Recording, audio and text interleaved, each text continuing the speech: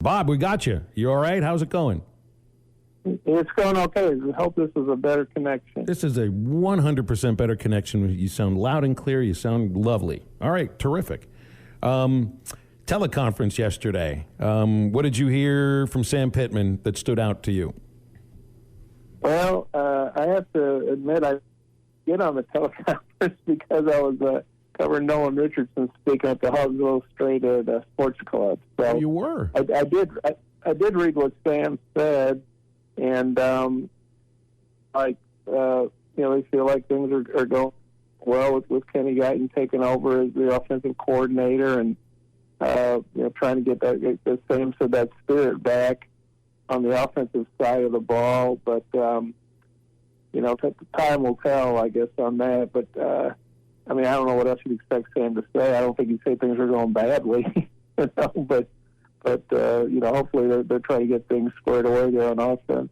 Yeah, I don't think there was any news break. There was no news broken yesterday. No new opinions as far as that stuff was concerned, Matt. I think it was pretty much the same stuff that we heard on Monday, just digested down a little bit. About it. When you're 2-6, it's tough. Bob, is there anything that you think they can salvage this season, or what would be, I guess, for these last 4 games, anything successful?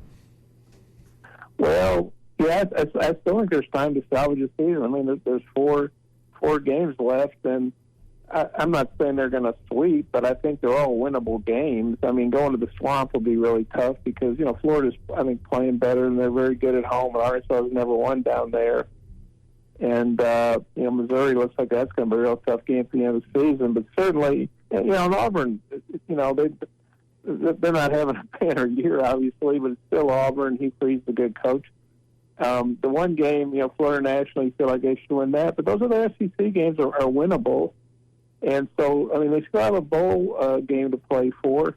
And, and people might say, well, if they lose to Florida, that's out the window. But I was thinking about this, really, the coaches honestly are coaching for their jobs, and the players are playing for roster spots in the future. Now, whether that's, a shot to make an NFL roster, get drafted or be a free agent. If they want to come back to Arkansas, they need to convince, the coaches they deserve to be back. If they want to go in the transfer portal and either maybe move to a different team, they can get more playing time, or maybe they just are ready for that they're worth recruiting. So to me, there's still lots to play for.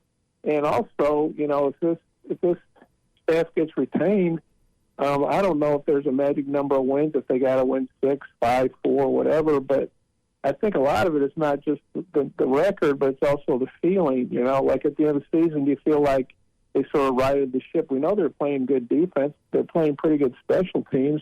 But the offense has been the issue. If they can sort of right the ship on offense and build some momentum, I don't think Hunter Yurchek, well, I know he doesn't want to make a coaching change, but if things don't get better, there's going to be a question about that at the end of the year. So, but I think you got to feel like the fans need to have hope that things are going to get better, because once the fans check out, it's really hard to get them back. We've seen that with, Danny Ford, who, he's a Hall of Fame coach, but those back-to-back 4 and 7 seasons kind of took it out. I think it took a lot out of Danny and took a lot out of the fans. We know that certainly Chad Morris lost the fan base. So, and I think, Sam's a guy people want to root for. I think fans like a lot of things about Sam Pittman. They don't like a 6-game losing streak. So I think it's not just winning, but maybe the mood of the program. Do they build some momentum? Are people feeling positive about the future? I think that's very important, however this season ends.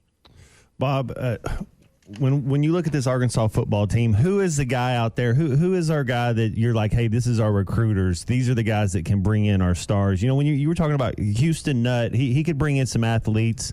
They're having so much success with Dave Van Horn, Coach Musselman. They're going out and getting 5 stars and getting guys that can play. How come we don't have any athletes on offense?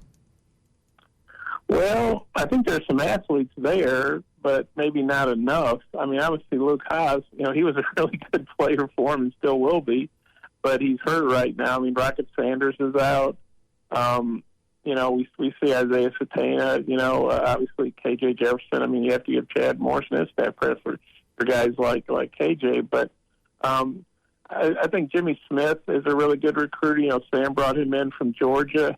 You know, Jimmy had been a high-level high school coach in Georgia, and then an assistant there at, I'm trying to remember if it was Georgia, like, you know, Poop Hall and Dominion. They have a lot of good players from Georgia. That Sam, and of course, Sam coaches Georgia. I think Guyton's, you know, regarded as a pretty good recruiter. But obviously they're going to have to go out there and get guys, not just high school guys, but through the portal.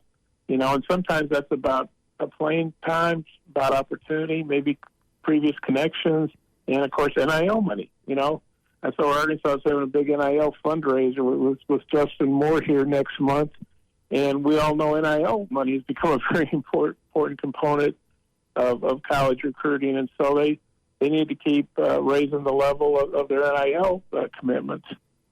It really will be fascinating to see. I guess in the offseason, we'll worry about it then. You know, as long as the coaching staff is kept, or you know, if Sam's still the head coach, you know, and defensively in the offseason, Matt, they brought in literally an entire unit. Defense is sharp. Our best offensive player, Rockets hurt. Our best offensive player was a true freshman tight end. You know, like you're looking around, it's like, where is the speed? Where are some athletes that are going to be able to be the playmakers and have explosive plays? And I just don't see them. Well, remember, I mean, you looked at who they brought in defensively, and they brought in enough defensive ends, enough defensive tackles, linebackers, nickelbacks, cornerbacks, safeties to literally put out an entire defensive unit. And that's one reason why, if not the major reason why, the defense has taken such a step forward this year.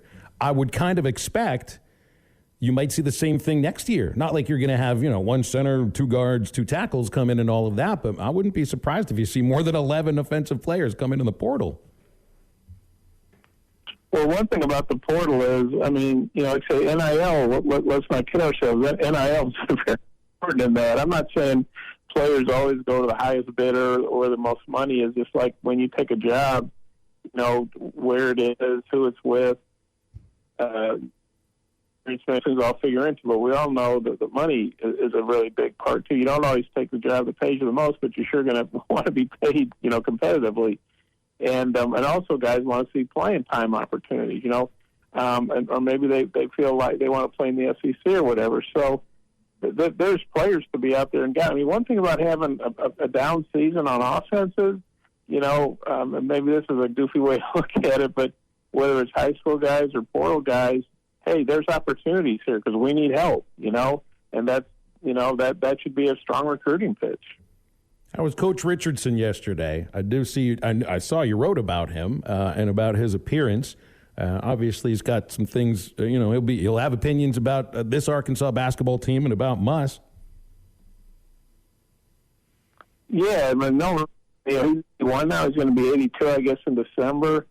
I think it's December 27th. If people want to remember to wish him a happy birthday, he'll be 82. But you know, he's still a real dynamic speaker. He still can hold a room. He doesn't pull punches. You know, he tells the truth as he sees it. And he's very entertaining. I think the crowd had a really good time. And Matt Jones, you know, the other Matt, I guess the journalist Matt Jones did a nice job of interviewing him in a Q&A setting. And it's really fun. Yeah, he's definitely a big Eric Musselman fan, and he's not shy about saying how impressed he did say he didn't really. I'm trying to remember how he put it. Basically, they were driving crazy to coach today with the transfer portal and NIL. But he praised how Eric's been able to use, you know, the transfer as he's done so well here at Arkansas and did previously at Nevada. But yeah, it was a very entertaining, luncheon to listen to Coach Richardson, and it's always fun to see him and catch up. And I think he's doing well physically for somebody in their 80s. Certainly hope so. And still talks about still plays golf. You know, gets out there and gets on the golf course.